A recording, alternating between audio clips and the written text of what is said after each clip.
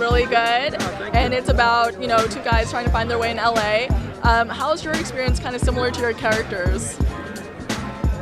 I mean, I think we got a younger start professionally than our characters did. Yeah.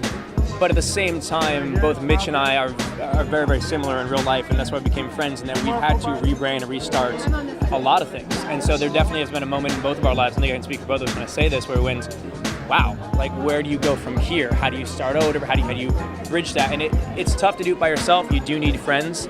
I have some of my best friends here tonight with me, whoever they might be, who have helped me get through it. And then Mitch has become one of my genuinely dear friends from this movie in a similar way. We'll both just have each other's back and want to help each other succeed. And you need that in life. Nobody can do it by themselves. No, I agree with all of that. I mean, I can't really relate to the character as far as, wanting to become an actor, but it's true. We all have our low moments and we all have our high moments. And we also have a ton of friends who wish, terribly that they could be working, as much as we have already in the short amount of time that we've been alive. So all we can do is be thankful and try to play that character as well as we can. What is one of the hardest obstacles that you've had to overcome in Hollywood? Oh, man.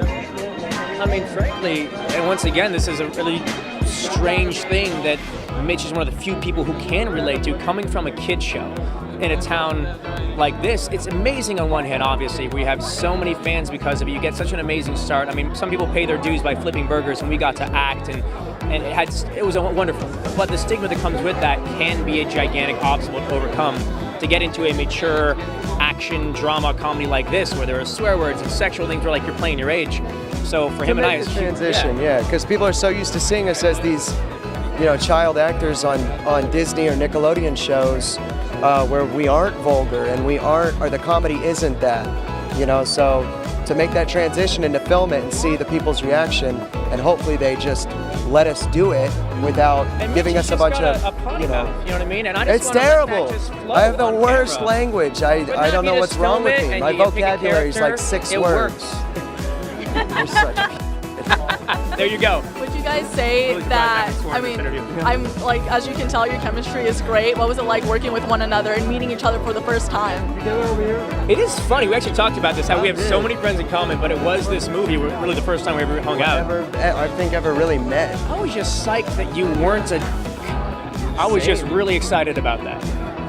Same. Or as big of a as I thought you would be. Fair enough. I mean, we're being honest here. No, but that would be it was our first time. We showed up at some nice little hotel place to read the script, and wait a second, 2018, early on, got to be careful about this. That sounded weird. Met at a hotel, read the script. I could make anything dirty. Yeah, no, we really did. It was a rehearsal space. Actually, no, it wasn't. It was a really small boutique hotel. It was lovely. He was psyched to have just someone else that we could relate to, that was willing to put in the work. He came prepared every single day, which is how I've always tried to live my life and career.